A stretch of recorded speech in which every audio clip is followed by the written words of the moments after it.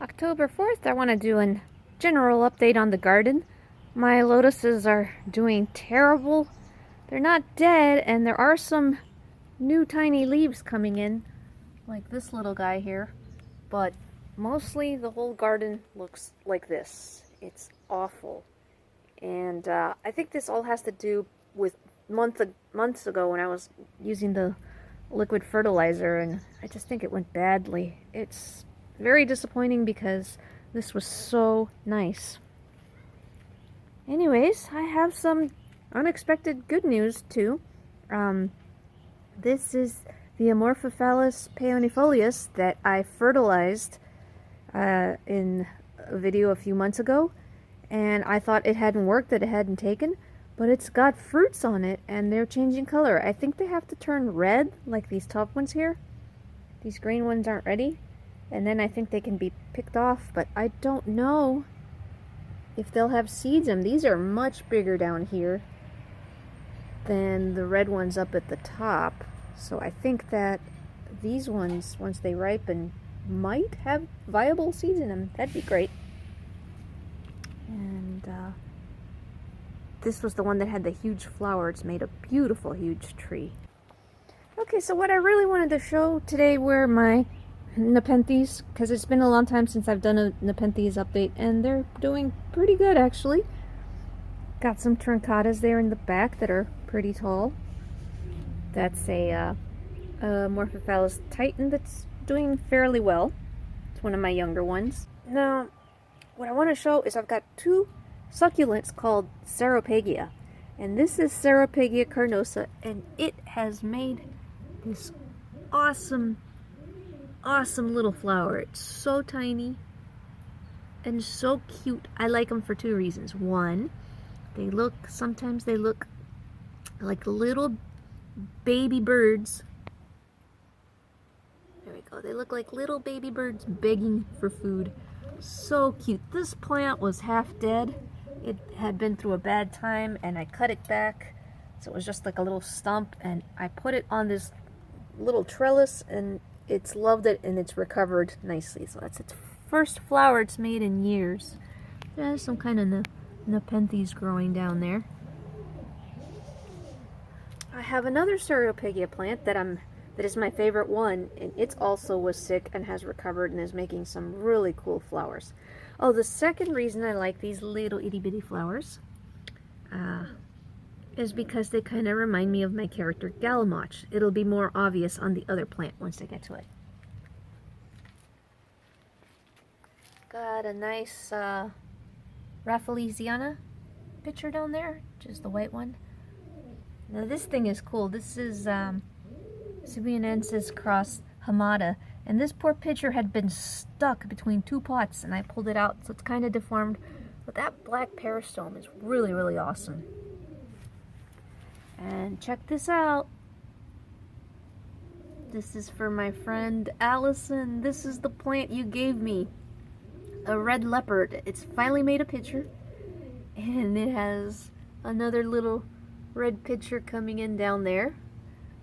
So once again, the story for you guys that don't know is that I had this as a big plant, and I gave a cutting or a basil to my friend up in North Carolina, and then over the years stuff happens and I lost my mother plant, and I had forgotten that I had given this to her, and when I visited her she had the plant and it was growing a basil, so I took the basil cutting and now I have my plant back. This is great.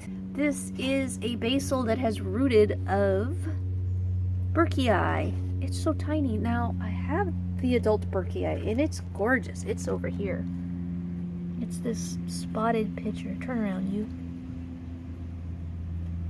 This is closely related to Nepenthes ventricosa, which is one of my favorite plants. Beautiful. The lid fell off, but it's got more coming in. It'll be fun. Nepenthes bicalcarata, the typical orange form. I've had this plant for, there we go, I've had this focus plant for several years now. Here's a little picture that's come in. This plant was set back. It used to be pretty big, but it's recovered. Every winter, these poor lowlanders do terrible because, unfortunately, here in Florida, we're not fully tropical. We're just subtropical, so we get 2 months of cold, and it sucks. But anyways, I want to show you guys something funny. I mean, I bought this like years ago, like maybe 7 years ago. There we go. 20 bucks. I bought this plant. Where can you find the Bicalcarata nowadays for 20 bucks? Okay, and the plant I wanted to share is this one. This is Ceropegia ampliata, and this plant is so cool. This is what the buds look like when they start. And they're really cute. They look like little baby birds pointing up, and then they open up into these cool monster mouths. And this guy really looks like my character Galamach, who's a hybrid of a centipede and a plant. He's actually one of my highest ranking demons in my story. Unfortunately, here's one that got ripped off. And here you can see the tiny they're getting.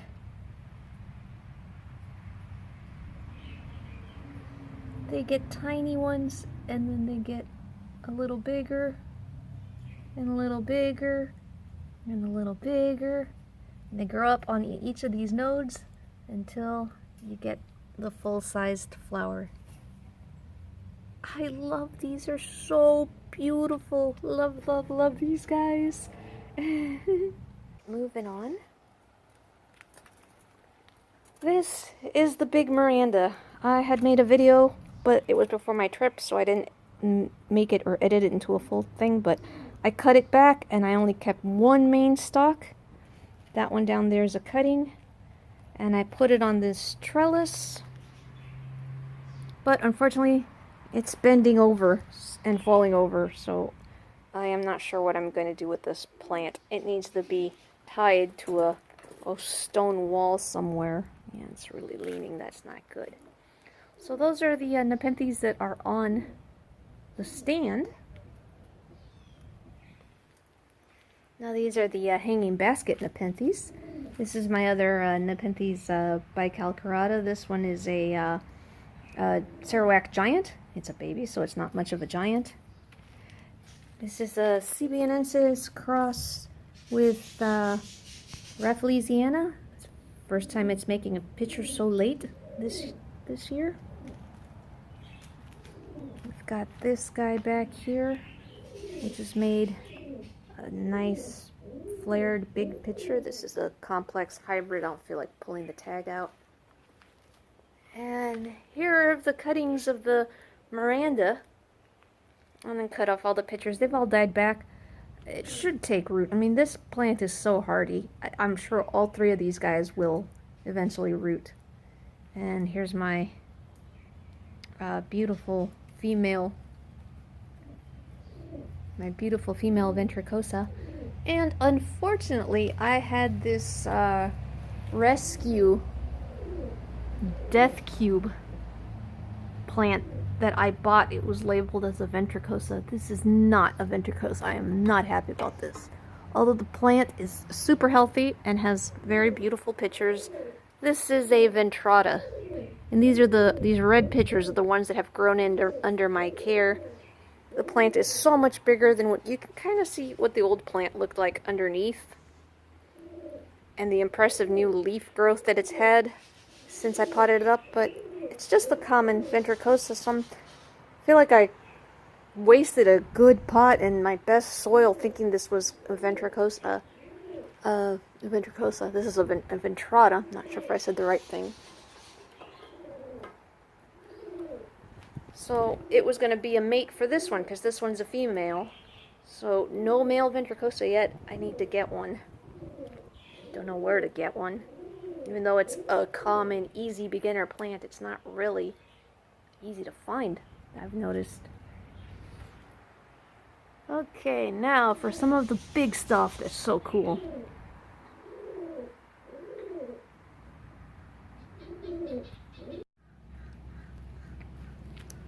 Alright, so I have temporarily moved out these guys out here just so you could see what they look like.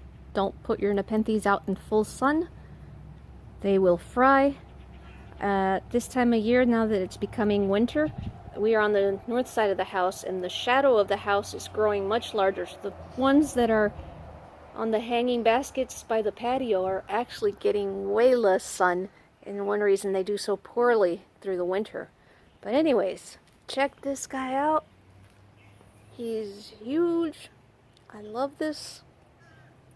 About 7 inches tall. I can't see the screen. I'm in full sun again, so hopefully that's coming out. Got one down here.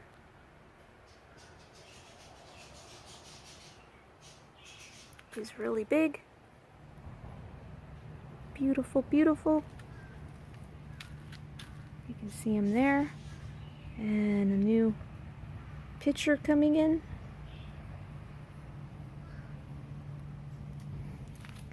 This is a complex cross.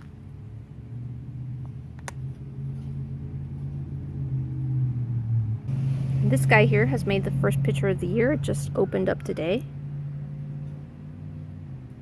The lid obviously has a Mariliana influence. This is Truncata crus Mariliana, or Nepenthes Caesar as it's also known.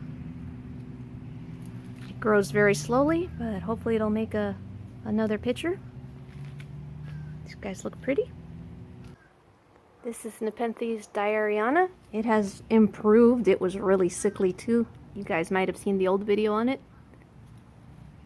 Its pitches aren't as big as Miranda's yet for this particular plant. And that's about an 8-inch pitcher, but it'll once this plant recovers, it's been sick, it's got a new leaf coming in that looks pretty healthy, and if it makes a basil for me, this will have pitchers as big, if not bigger, than the Miranda does. Okay, and lastly we have this gorgeous, gorgeous pitcher. You can see how big he is right there. This is a Rafflesiana upper pitcher of Rafflesiana Squat Dark. Look how thick this vine is. And that's not a disease on it. That's natural how it makes this white chalky stuff on its vine. It's fine. It's got a new pitcher coming in there. That's an old pitcher that's yucky, but this thing, they look like frog mouths to me. They're gorgeous. I love Rafflesianas. I have one other Rafflesiana. Would love to get more. Get another one in a different color. What are you guys doing down there? Where do you think you're going? Oh my gosh. Ah! Can you be rescued? Where are you going? Crazy vine?